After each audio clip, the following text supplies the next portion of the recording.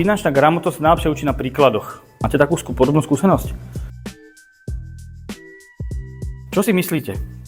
Priemerná rodina. Dobre? Celkom jednohlasne sa tak začali, tak som to teda počul. Priemerný muž takéto rodiny, v tomto okolí. Aký má čistý mesačný príjem? Dobre, zaokrúhlim 1800, dobre. To tak priemerná žena. Dá tam 1500, dobre? Ten priemer váš, to je príjem. Poďme na výdaj.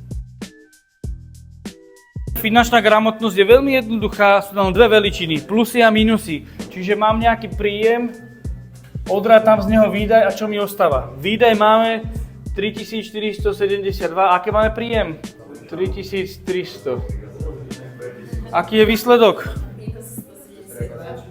Minus 172. Sme finančne gramotní alebo nie? Niekde sme to prehnali, dali sme moc veľa alebo moc málo? Nízky plat sme dali. Toto je nejaký priemer a veľmi dobre ste ho trafili. Takto žije 90% Slovenska. Vidíme na tých vonku ľuďoch alebo na nás všetkých, že sme každý mesiac v mínuse. Nikto si na nikoho neukázal, že pozri, ide Filip okolo, minus 172 eur mesačne, vidíš to? Vidíš to? Nikto na nikoho. Takto žije 90% Slovenska.